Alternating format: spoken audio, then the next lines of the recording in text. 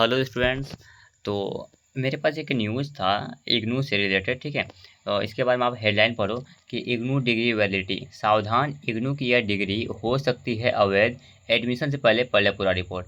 तो कहने का मतलब है जो इग्नू से जो भी लोग आपका एडमिशन लेते हैं, इग्नू से कोई भी कोर्स वगैरह करते हैं, उसमें से कुछ कुछ प्रॉब्लम आ रहा है। और मुझे लगा कि मेरे चैनल पे खासकर जो है कोई हो सकता है जो डीएलएड या बीएड कर रहा हो या करने का सोचा हो फ्यूचर में, तो उसके लिए मुझे इस पे एक वीडियो बना देना चाहिए था।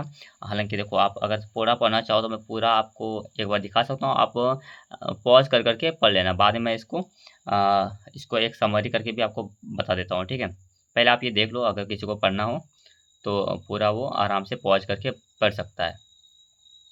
बाकी उसके बाद मैं बताता हूँ, ठीक है। इसको फिर मैं जेमिनी में आपका लेके आया हूँ और जेमिनी से इसको समरी करवा दिया हूँ, ठीक है, ताकि आपका ज़्यादा बहुत टाइम ना लगे।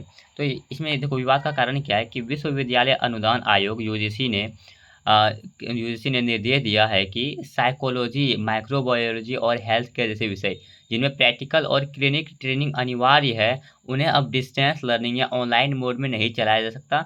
यह फैसला एनसीएएचपी एक्ट 2021 यानी कि के तहत लिया गया है। अब देखो, मैंने आपसे आपसे क्यों बोला कि डीएलएड वगैरह, देखो डीएलएड तो अभी भी डिसकंटिन्यू है। अगर आप कोई भी कोर्स, अगर आपको कहीं से भी दिख रहा है, जैसे कि छत्तीसगढ़ में एक यूनिवर्सिटी है, ओपन यूनिवर्सिटी, जो डीएलएड कोर्स अभी भी करवा रही है। हालांकि मैं बता दूं आपको कि इग्नू से या फिर किसी भी डिस्टेंस मोड से अगर डीएलएड कर रहे हो तो वो वैलिड नहीं होता, ठीक है। और साथ ही साथ जैसे कि इग्नू में पहले आपका डीएलएड होता था, बट अभी वो डीएलएड डिसकंटिन्यू कर दिया क्योंकि वो वैलिड है ही नहीं। हालांकि अभी भी कुछ कुछ यूनिवर्सिटी करवा रही है, तो आपको बिल्कुल भी करना नहीं है, ठीक है। और हालांकि अभी इग्नू का बात किया जाए तो इग्नू में बीएड वैलिड है अभी भी, इग्नू से अभी भी बीएड होता है। और मैंने खुद ने सोचा हुआ था कि इग्नू से बीएड करूँ, लेकिन आपको यहाँ पे देख लो, देख साफ साफ आप देख सकते हो क्या कि उन्हें अब डिस्टेंस लर्निंग या ऑनलाइन मोड से नहीं चलाया जा सकता। किसको?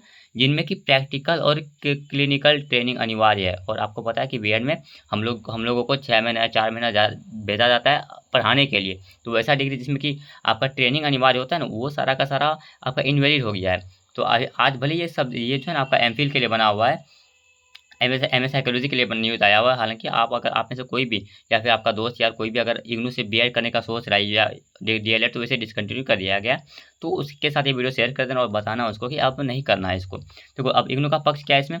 इसके बावजूद इग्नू अपने एमएस साइकोलॉजी कोर्स में धड़ल्ले से एडमिशन ले रहा है।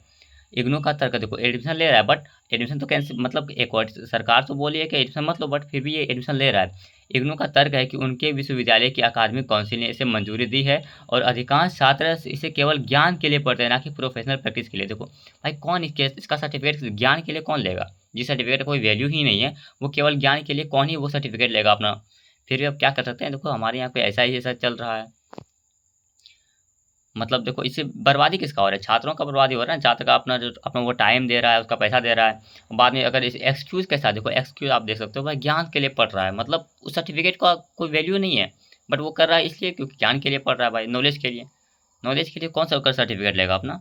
नॉलेज के लिए यूट्यूब पे खोल के नहीं पढ़ लेगा।